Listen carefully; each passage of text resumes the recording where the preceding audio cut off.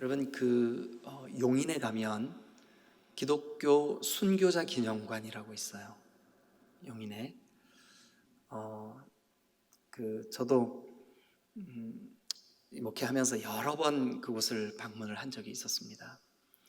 그 일제강점기 때, 또 6.25 사변 때 복음이 이 땅에 들어와서 뿌리를 내리는 과정에 많은 사람들이 순교의 제물이 되고 피를 흘리고 주님 앞에 목숨을 내어놓았습니다. 참 순교자들의 그 얼굴과 그리고 사연들을 밑에 이렇게 메모가 되어 있는데, 그것을 볼 때 마음에 참 진한 감동이 있었던 기억이 납니다. 또 그 양화진에, 서울의 양화진에 외국인 순교자 기념관 기념 묘역이 있습니다. 그것도 여러분 좀 한번 방문하셔서 그 묘비에 쓰여진 사연들, 이게 이야기들을 읽어보면 굉장히 마음에 이렇게 신앙을 지켜서 지금 우리 한국의 교회들이 이렇게 세워질 수 있었구나. 지난 여름에 우리 목회 사역자들 이렇게 여름 휴가를 한 주씩 했는데, 우리 목회자들 중에 한 가정은 부부가 아이를 데리고 전라도 신안의 증도, 또 소록도, 이런 곳을 이렇게 쭉 다녀온 가정이 있었습니다. 그곳에서 문중경 전도사님 같은 그 신앙의 순교자들이 어떻게 순교를 당했고, 또 어떻게 그 믿음을 지키려고 끝까지 몸부림을 쳤는지를 한번 보고 또 이런 마음에 새기면 아주 귀한 은혜와 도전의 시간이 될 거라고 생각이 듭니다. 목장에서 목자들은 좀 기억하고 계셨다가 여러분들이 좀 시간을 만들고 기회를 만들어서 한 번씩 다녀오시면 크게 은혜가 될 것입니다. 한 15년이나 그거보다 조금 더 된 때에 영락교회의 주광조 장로님이라는 분이 성남에 어디에 오셔서 간증 집회를 할 때, 제가 우리 지방의 목사님들하고 같이 간증 집회에 참여한 일이 있었는데, 그 주광조 장로님이 누구냐 하면 주기철 목사님의 넷째인가, 제가 지금 정확히 기억은 안 나겠지만 하여튼 그 아들이에요. 그런데 그 자기 아버지에 대한 간증을 아주 진솔하게 이렇게 간증을 하고, 또 그 순교자의 자녀로서 삶의 그 어려움들을 이렇게 간증할 때 참 마음에 굉장히 큰 은혜가 있었어요. 지금 너무 오래돼서 그 내용들은 다 잊어버렸는데, 한 가지 제가 지워지지 않는 제 기억 속에 한 대목의 그 이야기가 있어요. 뭐냐 하면, 이제 자기 아버지 주기철 목사님이 순교당하기 얼마 전 마지막 외출을 이렇게 시켜준 때가 있었다고 합니다. 그래서 일본 사람들이 주기철 목사님을 이제 외출을 잠깐 시켜줬는데, 그날 주 목사님이 막 얼굴에 흉터가 있고 막 핏자국이 난 옷, 그리고 막 여러 가지 고통 속에 잠깐 집에 오셨다는 거예요. 그래서 사모님이 오정모 사모님이신데, 이 사모님이 자기 남편의 멍자국, 또 피를 닦아내고, 그날 저녁 자녀들도 아버지의 모습을 보면서 다들 굉장히 마음이 무거워서 그날 밤 그렇게 이제 식구들과 함께 시간을 보내고 있는데, 이제 아이들이 다 잠이 든 것 같이 이렇게 다 이제 누워서 이제 잠이 들었대요. 잠이 들었는데 아버지가 이제 또 내일 감옥으로 가셔야 된다고 생각하니까 이 주광조 장로님, 어린 아이였었는데 잠을 이룰 수가 없는 거예요. 그런데 아버지가 자기 아내, 즉 자기 어머니죠, 이 주광조 장로님의 어머니에게 얼굴을 그 어머니의 가슴에 이렇게 묻으면서 이렇게 말씀을 하시더라는 거예요. 주기철 목사님이, 여보, 나 무서워. 여보, 나 무서워. 감옥 안에서 저 일본 순사들이 날카로운 송곳으로 내 손톱 밑을 찌를 때 정말 또 찌르면 어떡하나 하는 이 두려움이 나를 사로잡아. 여보, 나 무서워. 윽박지르는 고함 소리, 철창이 열고 닫히는 그 날카로운 철 부딪히는 소리, 이 고통스러운 고문의 시간이 한 번, 두 번으로 끝나면 내 능히 내 목숨을 주님께 내어드릴 수 있겠건만, 이것이 1년이 지속될지 2년이 지속될지 알 수 없는 이 고통의 시간, 여보, 혹시 내가 주님을 부인하면 어떡하지 하는 마음으로 자다가도 몇 번씩 깰 때가 있고, 내 마음에 스물스물 기어 들어오는 이 두려움의 공포가 나를 힘들게 할 때가 많다고. 어린 마음에 주강조 장로님 아버지의 그 흐느끼며 자기 아내에게 고백한, 자기 엄마에게 고백하는 그 말을 들으면서, 아, 우리 아버지도 무섭구나. 여러분, 그리고 그 주기철 장로님이 마지막 자기 아내에게 무슨 말을 했는 줄 아십니까? 여보, 만약 내가 말 한마디 그렇다라고 하면 이 고문, 이 고통스러운 시간이 끝나는 것을 내가 잘 알기에, 또 내가 고개라도 한번 끄덕하면 이것이 멈춰진다는 것을 알기에, 혹시 내가 극심한 고난에 시달릴 때 에이, 까짓거 고개 한번 끄덕하지 하고 내가 타협할까 봐, 여보, 내가 그게 두렵소. 그러면서 주기철 목사님이 그러더라는 거예요. 그 어느 누구도 넘어질 수 있는 이 상황 속에 하물며 나같이 연약한 약졸이야 이루 말해 무엇하리요. 여보, 나 위해 기도 좀 해주오. 여러분, 그 어린 주강조 장로가 자기 아버지가 순교의 제물이 되기 일주일 전에 어머니와 함께 나눴던 대화를 선명하게 기억을 하고 있는 거예요. 저는 지금 15년이나 더 된 그 간증 집회에서 들었던 그 간증의 내용이 다 잊어버렸는데 그 대목을 잊을 수가 없어. 믿음의 강력한 군사로서 민족의 그리스도인들에게 영웅처럼 여겨지는 주기철 장로님도 그렇게 약한 때가 있었구나. 아니, 약한 면이 있었구나. 여러분, 그러나 주기철 장로님도 추우면 춥다, 더우면 덥다, 외로우면 고독하다, 아프면 고함을 지르는 우리와 똑같은 사람 아니었을까요? 오늘 성경에 보면 우리에게 훨씬 앞서간 신앙의 선배님들 두 분 이야기가 1절부터 12절에 그려져 있습니다. 이 이야기의 주인공은 이미 3장에서부터 시작된 베드로와 요한 이야기입니다. 미문 앞 40세쯤 된 안진뱅이가 구걸을 하며 앉아있던 장면, 우리는 이미 지지난주부터 이 말씀을 시리즈로 함께 나누고 있습니다. 나사렛 예수 그리스도 이름으로 그 미문 앞 안진뱅이를 고쳐주었고, 그 안진뱅이는 자리에서 벌떡 일어나 걷고 뛰며 성전에 들어가 하나님을 찬송했던 아름다운 이야기, 이 착한 이야기. 그런데 안타깝게도 그 시대의 종교 지도자들, 오늘 여기 1절에 보면 거기에 제사장들과 성전 맡은 자와 사두개인들이라고 이렇게 묘사해 주고 있습니다. 이 사람들에 의해서 베드로와 요한, 여기 지금 1절에 사도들이 이렇게 시작하고 있지만 전후 문맥을 보세요.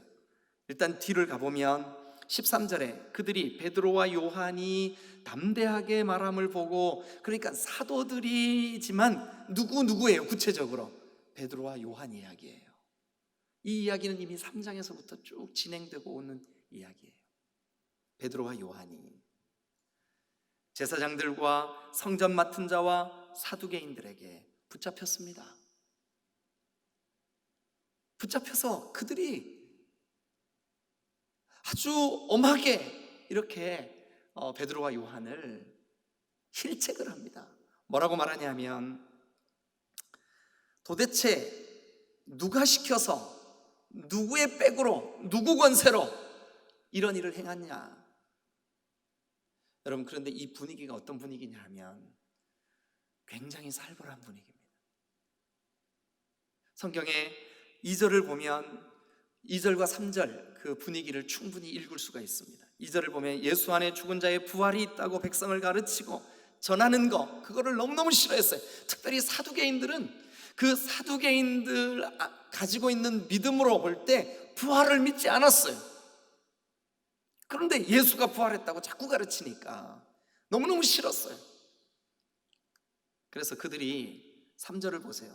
그들을 잡음에, 여기 그들은 누굴까요? 베드로와 요한이에요. 베드로와 요한을 잡음에 날이 저물었으므로 이튿날까지 가두었으니, 그러면 1절에 있는 이 제사장들, 이 관리들, 그리고 이 사두개인들, 이 사람들은 최소한 베드로와 요한 정도야 잡았다 가두기도 하고 풀어주기도 할 수 있는 권세가 있는 사람들이에요. 권세자들에게 잡힌 거예요. 아니, 구체적으로 말씀드리면 그 시대의 영적 지도자들에게 잡힌 거예요. 그래서 가두어졌어요. 감옥에 들어갔어요. 3절 끝에 그렇게 얘기했죠. 이튿날까지 가두었으나, 이튿날까지 가두었으나. 자, 그리고 그 이튿날, 이제 5절에 보니까 이튿날 이렇게 시작해요. 그러면 3절에 있는 이튿날까지 가두었으니까 같은 이튿날이죠. 그래서 이제 그날 이 베드로와 요한을 감옥에서 끌어냅니다. 그리고 그 감옥에서 끌어낸 그 현장에 사람들이 더해집니다. 어떤 사람들이 더해지나 볼까요? 5절, 이튿날 관리들, 이 사람들은 유대 정치 지도자들입니다. 실제로 새번역 성경은 이들을 유대 정치인들이라고 번역하고 있습니다. 그리고 이제 거기 보면 장로들과 이 사람들은 유대인들의 종교 지도자들입니다. 그리고 서기관들, 이 사람들은 성경학자들입니다. 성경만 평생 연구하는 박사들입니다. 이 사람들이 예루살렘에 다 모여서 베드로와 요한을 한가운데 세워놓고 지금 신문을 하는 겁니다. 그 사람들의 면면이 오늘 6절에 좀 더 구체적으로 이름까지 거론되고 있어요. 대제사장 안나스, 세상에 대제사장까지 거기 출동을 했어요. 그리고 가야바, 또 요한, 알렉산더, 이 사람들이 제사장들의 이름들이에요. 그리고 난 다음에 및 대제사장의 문중이 다 참여하여, 얼마나 살벌했을까요? 이 사람들은 이 베드로와 요한의 목숨을 거두어갈 수도 있고 옥에 가둘 수도 있고 살려줄 수도 있고, 그들이 생명 여탈권을 손에 쥐고 있는 사람들이에요. 그러니 여러분, 베드로와 요한이 이 지금 상황이 얼마나 두려운 상황입니까? 그런데 이 베드로와 요한에 대해서 성경이 뭐라고 묘사를 해주냐 하면, 저는 오늘 1절부터 12절을 본문으로 설교를 하려고 하는데 13절에서 제목을 따왔어요. 13절을 한번 보고 1절부터 12절을 함께 나눠보겠습니다. 13절, 그들이 이 사람들이죠. 정치 권력가들, 그리고 지금 이 베드로와 요한을 얼마든지 옥에 가둘 수도 있고 끌어낼 수도 있고 죽일 수도 있고 살릴 수도 있고, 실제로 이 사람들에 의해서 지난 몇 달 전 나사렛 예수 그리스도는 십자가에 죽임을 당했습니다. 그러므로 그들 앞에 서 있는 베드로와 요한, 이 광경은, 이 그림은, 이 장면은 심히 공포스럽고 두려운 현장이에요. 그런데 여러분 13절을 한번 보실래요? 자, 그들이, 베드로와 요한이 어떻게 말함을 보았어요? 담대하게 말함을 보았어요. 담대하게. 여러분, 지금 죽느냐 사느냐의 상황 속에 놓여 있어요. 주기철 목사님조차도 두려워 떨며 자기 아내에게 여보 나 두려워 라고 말하는 그 시점에 베드로와 요한도 똑같이 처해 있는 거예요. 아니, 어쩌면 더 깊이 두려움에 빠질 수 있는 상황 속에 베드로와 요한이 처해 있었어요. 그런데 성경은 오늘 우리에게 이렇게 증언하네요. 베드로와 요한이 담대하게 말함을 보았다. 오히려 그를 신문하고 그에게 공포 분위기를 조성하고 그를 윽박지르고 그를 가두기도 하고 풀어내기도 하는 그 사람들 앞에서 담대하게 말하는 모습을 우리가 오늘 보고 있는 거예요. 어떻게 이렇게 담대할 수 있을까요? 여러분, 지금 우리는 코로나19로 인하여 지난 불과 반년도 채 안 된 이 몇 달 사이에 사회가, 우리의 이웃들이, 세상 사람들이 교회를 혐오의 대상으로 바꿔놓았습니다. 불과 6, 7개월 전만 해도 한국 사회에서 교회에 대한 이토록 혐오하는 감정은 없었어요. 근데 불과 몇 달 만에 우리는 지금 지탄의 대상이 되었어요. 교회는 정부가 정한 사회적 거리 두기로 인하여 현장 예배를 자유롭게 할 수가 없게 되었어요. 성도들에게 전화를 하고 같이 좀 이렇게 기도 제목을 나누고 하려고 몇 군데 전화를 하면, 여러분, 예수 그리스도의 거룩한 복음이 그들의 심령 속에 견고하게 뿌리내리지 못했던 사람들은 신앙이 송두리째 흔들리고 있어요. 신앙이 송두리째 흔들리고 있어요. 많은 목사님들은 이미 이 코로나 사태가 지나고 나면 교회 성도 수가 굉장히 많이 급격히 줄 거다. 여러분, 그거는 고사해놓고, 그거는 차치해놓고, 저의 고민이 뭐냐 하면, 이제 한국의 기독교가 더 이상 복음 전도의 능력을 회복할 수 있을까? 우리가 전도할 때 그들이 기쁨으로 예수 그리스도를 맞아들이고 영접할 수 있을까? 어떻게 해야 될까? 사랑하는 여러분, 영혼 구원의 역사가 또다시 우리에게 회복될 수 있을까? 예배의 필요성마저 느끼지 못하는 성도들이 교회를 한두 명 떠나고 있는 이 시점에 우리가 어떻게 해야 될까? 마치 성난 파도가 우리를 향하여 밀려오는 것 같은 두려움의 상황 아닙니까? 주기철 목사님은 도대체 순교의 그 순간 어떻게 그 순교의 두려움을 극복하고 당당히 목숨을 주님 앞에 제물로 내어드릴 수 있었을까? 오늘 이 베드로와 요한은 그들의 생명 여탈권을 쥐고 있는 강력한 권세자들 앞에서 어떻게 그렇게 당당히 이 거룩한 생명의 복음을 말할 수 있었을까? 이 담대함은 어디로부터 오는 걸까? 저는 오늘 여러분들과 함께 이 4장 1절부터 12절 안에서 여러분, 우리도 담대한 신앙생활을 할 수 있습니다. 믿으시면 아멘. 그 담대함이 오는 출처, 그 비결을 오늘 이 말씀 속에서 우리 마음에 좀 새기기를 원합니다. 자, 이제 우리가 한번 한 절 한 절 같이 이 말씀을 좀 같이 나아가 보면 좋겠습니다. 그 대제사장 안나스와 가야바와 요한과 알렉산더와 대제사장의 문중들까지, 그리고 구약의 아주 정통한 구약 학자들, 서기관들까지 베드로와 요한을 앞에 세워놓고 신문합니다. 도대체 무슨 권세, 누구 이름으로, 누가 시켜서 이 일을 했냐? 여러분, 그런데 이 일이 무슨 일입니까? 우리 3장부터 왔잖아요. 무슨 일이었었죠?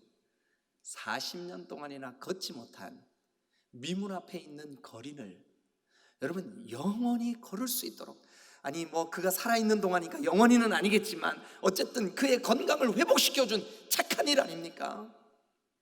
그 좋은 일을 한 이 사람들에게 누구 이름으로, 누구의 권세로 그 일을 했냐? 여러분, 코로나 할아버지가 와도 교회는 교회로서의 착한 일을 행해야 될 줄로 믿습니다. 우리 dim들교회는 그냥 묵묵히 하나님이 기뻐하시고 하나님의 능력이 나타나는 그 착한 일들을 묵묵히 해 나가야 될 줄로 믿습니다. 그렇게 묻습니다. 이 강력한 권력자들이 베드로와 요한에게 누구 이름으로 그렇게 했냐? 무슨 권세로 그렇게 했냐? 누가 시켰냐? 여러분, 얼마나 두려웠을까요? 사도들을 가운데 세우고, 7절에 보세요. 사도들을 가운데 세우고 그들의 아주 불효령 같은 그런 아주 강력한 도전이 있었습니다.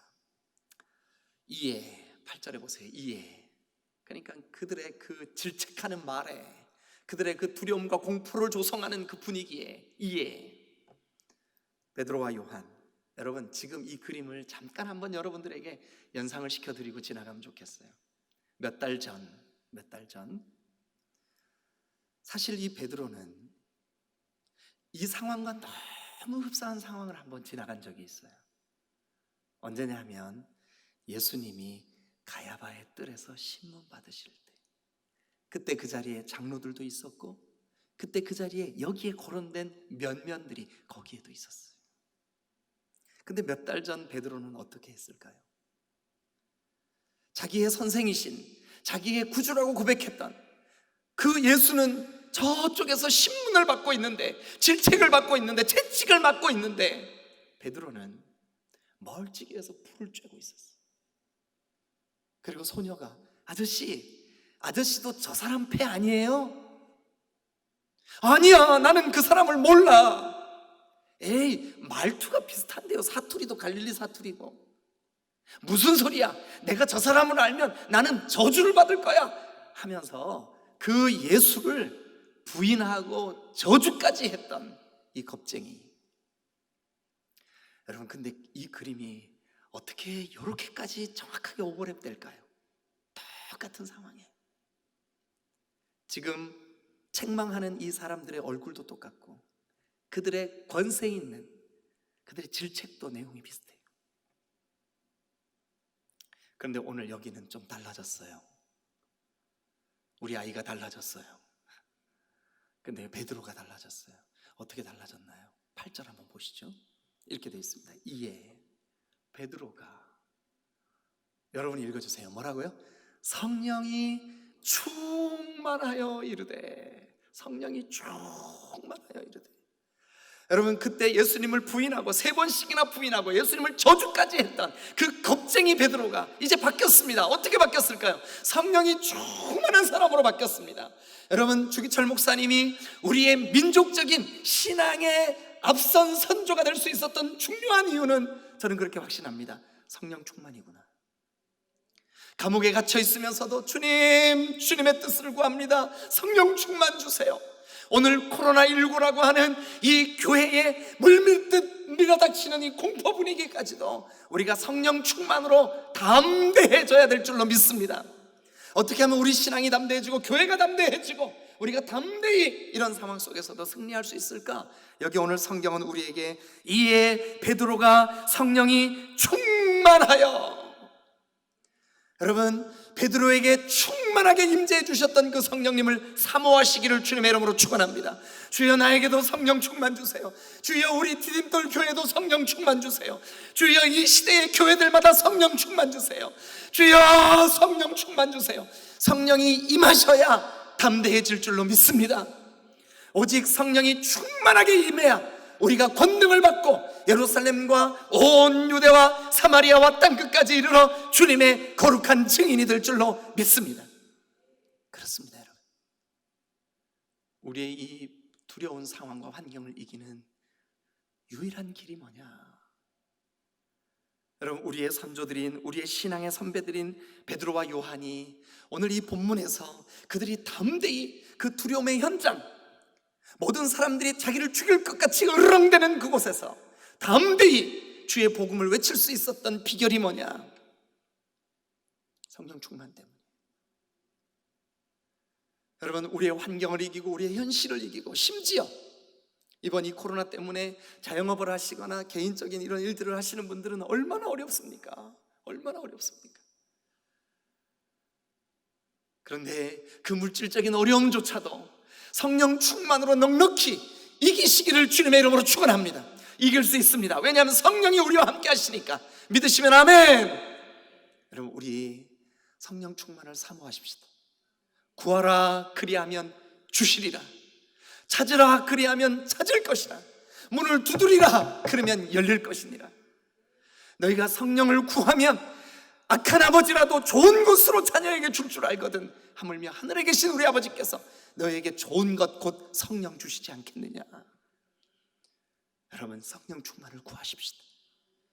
그리고 이 두려움의 상황들, 여러분, 우리 한국 교회 전체로 볼 때는 이 코로나와 사회의 혐오지만 여러분 개인에게도 숱한 두려움의 일들이 있을 줄로 압니다. 각양의 두려움들을 성령 충만으로 극복하시기를, 담대해지시기를 주 예수 그리스도 이름으로 축원합니다. 계속해서 우리가 이 말씀을 좀 진행해 보죠. 충만하여 백성들과 관리들에게 그리고 장로들에게 이렇게 말을 합니다. 자, 9절. 만일 병자에게 행한 착한 일에 대하여, 여러분 베드로와 요한은 착한 일을 했습니다. 예수 이름으로 착한 일을 했습니다. 우리 교회도 여러분 이웃을 향하여, 이웃들이 우리에게 뭐라고 혐오를 하든 착한 일을 멈추지 말아야 될 줄로 믿습니다. 착한 일에 대하여 이 사람이 어떻게 구원받았느냐고 오늘 우리에게 질문한다면, 이 사람이 도대체 어떻게 걷게 됐냐, 누구 이름으로 이 일을 행했냐, 너희들이 왜 그렇게 했냐 라고 묻는다면 우리는 대답할 말이 있다. 그러면서 여러분 10절을 대답하는데, 이 10절이 아주 중요한 복음 메시지입니다. 자, 왜 복음 메시지냐면 같이 한번 보죠. 너희와 모든 이스라엘 백성들은 알아라. 너희들이 반드시 알아야 된다.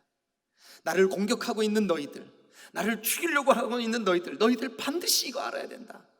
뭐를 알아야 될까요? 너희가 바로 십자가에 예수 그리스도를 못 박았다. 너희가 바로 예수 그리스도 그 구주를 십자가에 못 박았다. 이거 알아야 된다는 거예요.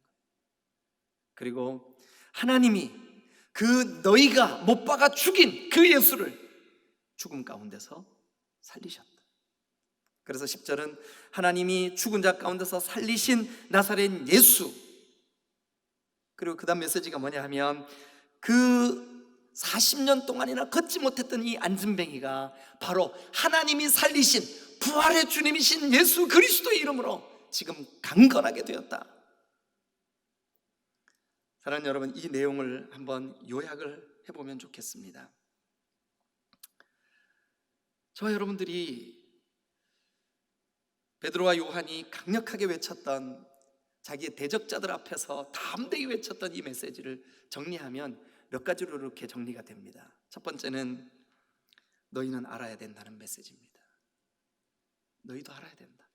비록 너희가 나를 죽이려고 하지만, 너희가 지금 나를 대적하는 위치에 있지만 그래도 너희가 좀 알면 좋겠다. 두 번째 메시지는 뭐냐 하면 너희가 나사렛 예수를 십자가에 못 박여 죽였다. 여러분 지난주에도 제가 똑같은 말씀을 드렸습니다. 바로 우리가 나사렛 예수를 십자가에 못 박은 사람들입니다. 왜냐? 내 죄 때문에 십자가 지셨으니까. 우리도 이거 알아야 됩니다. 그리고 세 번째 메시지는 그 예수를 하나님이 죽음 가운데서 살리셨다는 사실을, 살아나셨어요. 이걸 부활을 우리가 믿어야 될 줄로 믿습니다. 근데 사실 지금 여기 이 신문하는 사람들, 힐책하는 사람들, 베드로와 요한을 죽이려고 하는 이 사람들, 옥에 가뒀던 이 사람들은 예수님의 부활을 못 믿었어요. 2절에 그 내용이 나옵니다. 2절 한번 보실까요? 예수 안에 죽은 자의 부활이 있다고 백성을 가르치고 전함을 뭐 했어요? 싫어했어요. 왜냐하면 자기들이 안 믿으니까. 그런데 지금 베드로와 요한은 담대히 외칩니다. 하나님이 이 나사렛 예수 그리스도를 살리셨고, 그 나사렛 예수 그리스도께서 부활하신 예수 그리스도의 그 이름으로 이 40년 동안 걷지 못했던 미문 앞에 안진뱅이가 걷게 됐다. 여러분, 그 말은 다른 말로 뭘까요? 그 예수님 죽음을 이기시고 지금 여기 살아계신다. 지금 여기 살아계신다. 지금 여기 살아계셔서 11절 봅니다. 11절. 이 예수는 너희는 건축자들이 쓰다가 버린 돌처럼 내팽겨쳤지만, 너희들은 건축자들이 아무렇게나 다루는 돌처럼 그냥 거부해버렸지만, 여러분 만약 여기에 예배당을 지으려고 건축을 준비하는데 땅을 막 팠어요. 그런데 이만한 돌멩이가 나왔어요. 어떻게 할까요? 아이고 이거 필요 없는 돌이구나, 멀리 버려버리겠죠. 저 다른 처리하는 곳으로 보내버리겠죠. 예수의 이름을 이 사람들이, 지금 장로들이, 권세자들이, 사두개인들이 그렇게 했습니다. 그러나 이 예수는 너희 건축자들의 버린 돌로서 그렇게 버려진 그런 모습이었었지만, 그러나 집 모퉁이의 머릿돌이 되었느니라. 집 모퉁이의 머릿돌이 되었느니라. 집 모퉁이의 머릿돌이 어떻게 생겼는지 보여드릴게요. 그림을 한번 보시죠. 여러분, 이게 이스라엘 사람들이 집 모퉁이에 사용하는 머릿돌 모양입니다. 뭐냐 하면 이 머릿돌, 모퉁이에 두는 이 머릿돌이 왜 중요하냐 하면 이 머릿돌을 먼저 딱 놓습니다. 어떤 건축이든 어떤 건물을 딱 지으려고 하면 이 머릿돌을 먼저 딱 놓습니다. 머릿돌이 똑바르고 머릿돌이 견고해야 이 머릿돌로부터 이쪽으로 쌓는 벽돌도 똑바로 쌓아지는 겁니다. 그리고 이쪽으로 쌓는 벽돌도 똑바로 쌓아지는 겁니다. 위로도 똑바로 올라갑니다. 건물이 바르게 되려면 바른 머릿돌이 필요합니다. 이게 모퉁이의 머릿돌이에요. 그런데 여러분, 여기 성경에 보십시오. 베드로와 요한은 지금 담대히 말합니다. 이 예수를 너희는 버렸지만 우리는 이분이 우리 인생의 모퉁이의 머릿돌이다. 그 말은 다른 말로 내 인생의 기초시다, 내 인생의 출발이시다, 내 인생의 전부이시다. 여러분, 누구라도 어려운 상황, 물밑을 밀어오는 두려움의 대상들이 우리를 공포 분위기를 조성한다 할지라도 예수 그리스도가 모퉁이의 머릿돌이 되어서 내 인생의 기초가 되어 주신다면 담대해질 수 있을 줄로 믿습니다. 담대해질 수 있어요. 여러분, 베드로와 요한은 담대히 외칩니다. 이 예수는 내 인생의, 내 삶의 모퉁이의 머릿돌이 되었느니라. 즉 내 삶의 기초가 되었느니라. 여러분들의 생각하는 가치관과 여러분들이 보는 세계관의 기초가 예수 그리스도가 된다면 우리가 두려워할 이유가 없습니다. 담대할 수 있는 비결, 여러분, 무엇으로 여러분 인생의 기초를 놓았습니까? 오늘 베드로와 요한이 자기를 죽이려고 하는 사람들에게 강력하게 외치는 이 외침을 들으십시오. 예수님, 그분은 내 인생의 모퉁이의 머릿돌이 되셨다.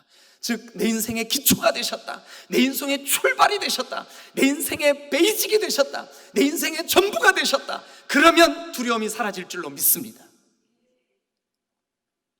주기철 목사님이 자기 아내인 오정무 사모님에게 말씀을 하셨던 것처럼 그게 그분의 원래 모습이에요.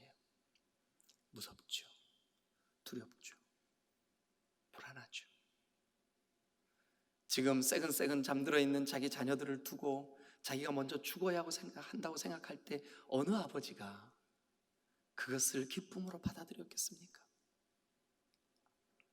주기철 목사님만 그런 게 아니라 베드로와 요한도 자기들을, 여러분 이 성경을 있는 그대로 한번 보세요. 3절에 그들을 가두었다가 그 다음날 풀어냈다가 그 모든 관리들 앞에 세웠다가, 여러분 생명 여탈권이 그들의 손에 있어요. 그들 앞에서 어떻게 두렵지 않을 수가 있겠습니까? 갑작스럽게 교회가 혐오의 대상이 되고 믿음이 약한 성도들이 교회를 떠나가고 심지어 어느 시골 마을에서는 교회 갔다 온 사람들을 죽여버리고 싶다는 말까지 들리는 이 시대에 믿는 자들, 특별히 그리스도의 복음을 그들의 삶의 전부로 여기는 우리에게 어찌 답답한 마음이 생기지 않을 수가 있습니까? 그러나 오늘 이 본문을 여러분 마음에 깊이 새기십시오. 성령으로 충만하면, 성령의 충만함을 입으면 그 성령께서 우리에게 담대함 주실 줄로 믿습니다. 성령 충만을 구하십시다.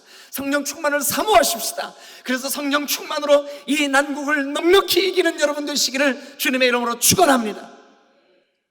또한 예수 그리스도를 여러분들의 삶과 여러분들의 인생, 여러분들의 세계관과 여러분들의 가치관의 기초를 삼으시기를 간절히 축원합니다. 베드로와 요한, 그들이 비록 고기 잡는 어부들로서 정말 많이 배운 것도 없고 여기 지금 성경 박사들 앞에서 그들이 무슨 말로 그들과 변론할 수 있었겠습니까? 그러나 우리는 예수 그리스도가 내 삶의 모퉁이의 머릿돌이시다. 여기서부터 내 인생이 쌓아져 나가고, 여기서부터 내 인생이 출발을 하고, 여기서부터 내 인생에 앞으로 되어질 일들도, 내가 죽고 사는 문제도 주 예수 그리스도에게 달려있다. 이걸 믿은 거예요. 여러분, 이 말씀이 오늘 여러분들에게도 깊이 새겨지시기를 존귀하신 그리스도 예수의 이름으로 간절히 축원합니다. 우리 시간 한번 같이 기도하겠습니다.